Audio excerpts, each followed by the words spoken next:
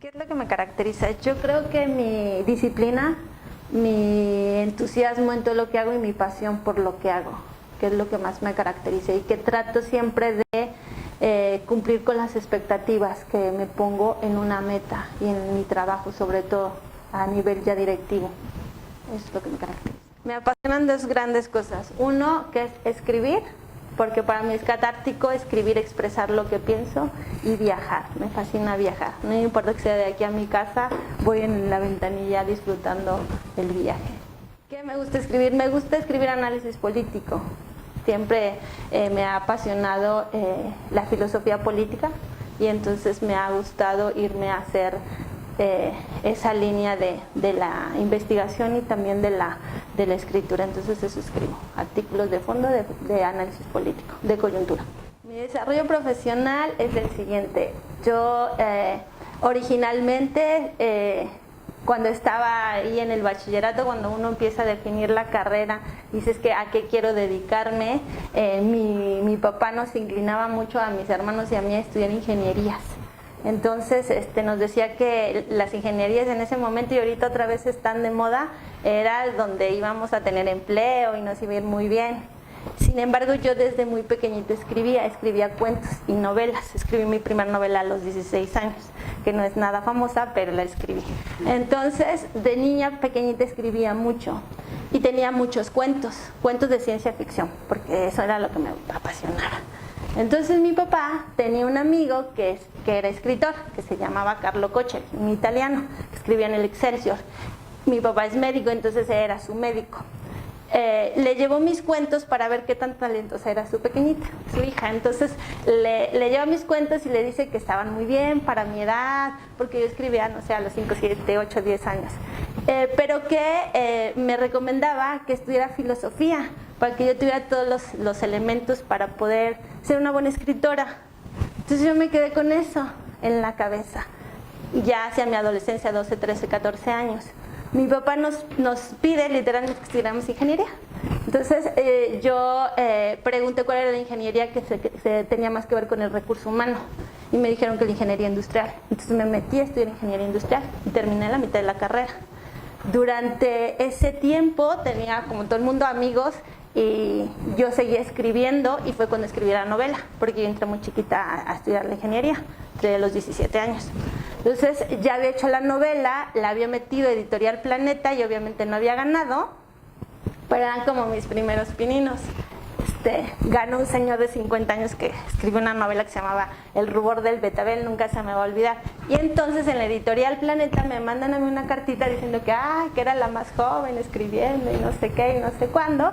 Y entonces empecé a estudiar fotografía, porque yo también estudié fotografía en la UAM, en el Estado de México, en la universidad. Entonces un amigo me dijo, pero Tere, ¿a ti te gusta escribir y la fotografía? ¿Y qué haces aquí? Y entonces me dio crisis existencial. Ese día llegué a casa, me encerré y decidí estudiar filosofía. Salí y le dije a mis papás, quiero estudiar filosofía. Y mi mamá me decía, no, ¿cómo? Pero no sé. Y mi mamá me dijo, bueno, termina la ingeniería, cuelgas el título y te vas a estudiar filosofía. Y pues no le hice caso. Mi papá, que además era el culpable, dijo, no, pues yo la apoyo. Y entonces empezamos a buscar universidades donde aceptaran mi bachillerato, porque además yo traía un bachillerato físico-matemático para ser ingeniera. Entonces, pues en la UEM no me aceptaban. Y empezamos a buscar universidades y la UAC, la de Querétaro, sí me aceptaba. Entonces por eso me vine a Querétaro y me vine a estudiar filosofía. Entonces estudio filosofía y después me interesa la filosofía latinoamericana, porque me empiezo a apasionar por América Latina. Eso tuvo que ver con mis sentimientos y mis enamoramientos de juventud, y entonces me voy a la UNAM a estudiar.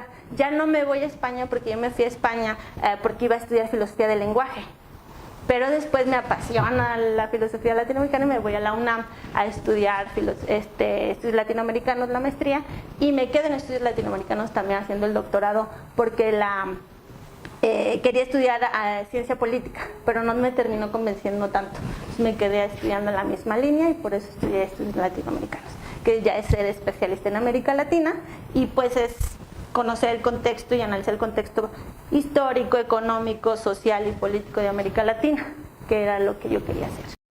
Híjoles, pues son como tres Uno, que aproveche muchísimo su edad, su dinamismo, sus ganas, que proyecte a lo que acabo de decir, a corto plazo para vivir un largo plazo. Que si bien hay muchas personas, sobre todo los chavos, es que voy a hacer en 40 años, quién sabe, vamos a vivir la vida ya al instante, pero me parece que en el momento en que tú vives plenamente el instante, vas a construir el futuro sólido, aunque no te des cuenta, aunque ni siquiera lo estés pensando. Entonces creo que lo que le diré es que aproveche mucho su formación profesional, su etapa formativa, que nunca termina, no termina, pero esta etapa es la más divertida de tu formación, porque vas a seguir formándote, sí, pero ya no va a ser tan divertido. Que aproveche lo que tiene y lo que no tiene lo genere, lo cree, y creo que es algo que tiene que ver con la pregunta anterior. Cuando nosotros nos damos cuenta que no podemos culpar a los demás y que somos responsables de lo que hagamos o no hagamos, entonces nos damos cuenta que aunque mi profesor era medio malo, aunque mis papás me hagan caso, aunque mi compañero, el novio, la pareja me haya dejado, no es responsabilidad de ellos, es responsabilidad mía. ¿Qué es lo que hago con eso?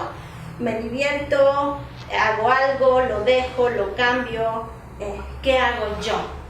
Y en función a eso, dejamos de echarle la culpa a los demás y accionamos. Y accionamos de inmediato. Creo que los chavos tienen que entender eso, y si lo entienden, se van a divertir muchísimo con la edad, con lo que viven y con lo que viene a futuro, porque lo están construyendo aunque no se